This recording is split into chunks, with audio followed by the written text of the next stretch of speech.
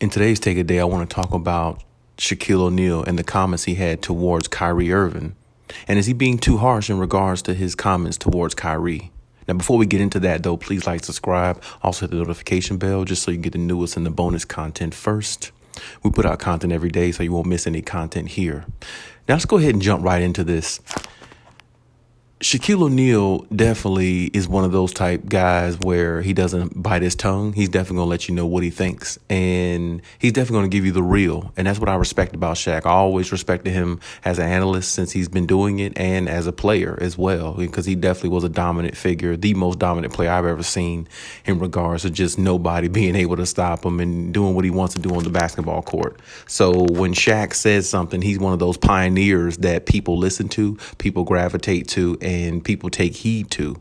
And what he was saying in regards to Kyrie Irving in the comments that he made, where he says, and you can check it out. It's all on YouTube. It's everywhere. I mean, trust me, you can't miss it. First Take, everybody talked about it. And I just want to share my take on it. But what he was saying in regards to that was like, get Kyrie out of here. If Kyrie doesn't want to comply with the rules of the team and the organization and what's best for the team, then they don't need him. You see what I'm saying? And he basically was saying, hell, they got Kevin Durant, they got Harden, and they got some good shooters. That can't make up for Kyrie 100%, but it can make up for a lot of what Kyrie does. And,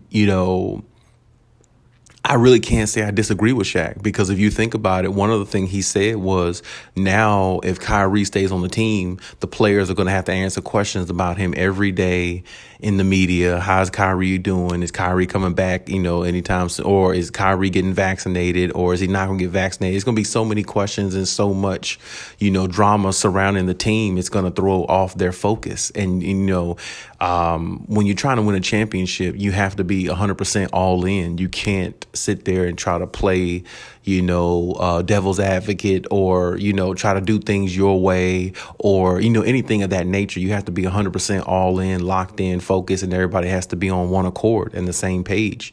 And, I feel like Shaq is right. Keeping Kyrie around might actually be more of a distraction to the team in what they're trying to pursue, which is a championship, rather than Kyrie actually being a big help of them winning a championship. Because, reports were saying that, hey, it could be some home games that, he might not be able to play in no home games. And then there was other reports saying that, now he might not just get paid for the games he don't play. And it's just a whole lot of things that goes into, Kyrie and his decision making and not being vaccinated and not wanting to be vaccinated, apparently. And basically, putting drama around the team that they really don't need. And when you have things like that, it just kind of, throws a monkey wrench in regards to you trying to win a championship. And, if the Nets want to be one of those premier teams and want to win championships and go to the finals, they need everybody on one accord. Everybody needs to be on the same page. And in order to do that, everybody has to understand their role and everybody has to play it to perfection. And one thing I'm noticing about this situation is, it's becoming more and more of an issue than I thought it would be. I thought maybe, it was just something that came out about Kyrie not getting vaccinated or something like that. But then I learned that I think in New York, state of New York, and another state, the teams in New York, I believe, is just mandating all their players to be vaccinated before to play home games. So if that's an issue, if that's the case, then Kyrie, hypothetically, if he played this season with the Nets and didn't play no home games, wouldn't that mess up the chemistry? Wouldn't that mess up the camaraderie of how they're trying to build their team towards a championship level team?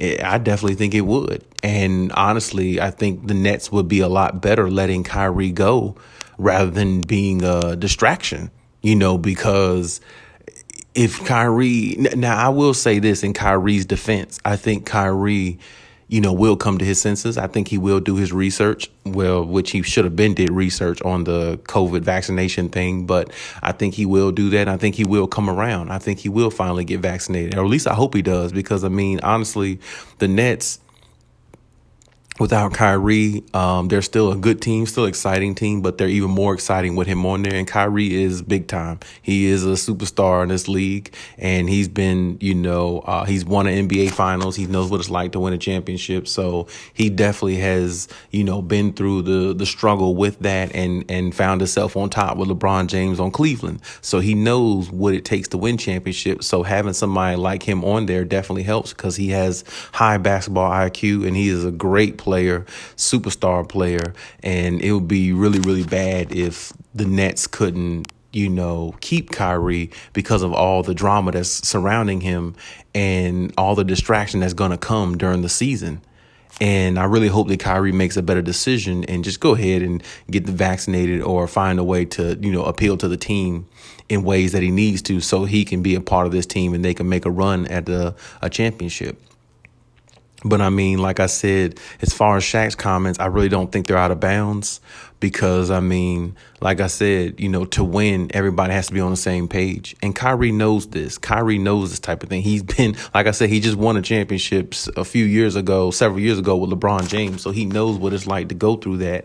And when, Kyrie, I understand how Kyrie is. He has his own mind, his own thoughts, but Kyrie is just way off sometimes. Sometimes listen to him talk. It really doesn't mimic how he plays on the court. When you watch him play on the court and see him on TV, sometimes you don't really think that he thinks the way he does, until you hear him actually speak.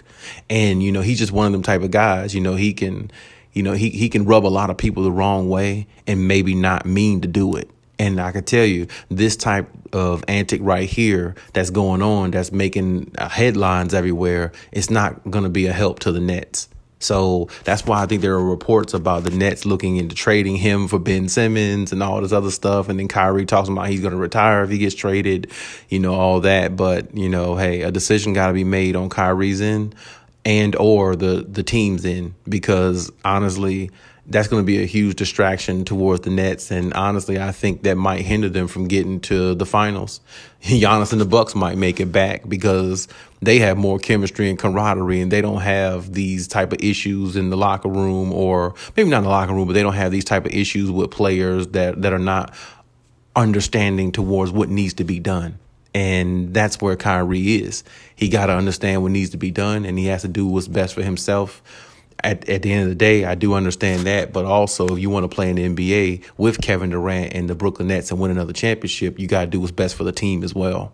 But hey, that's my take on the situation. Leave any comments in the comment section as always.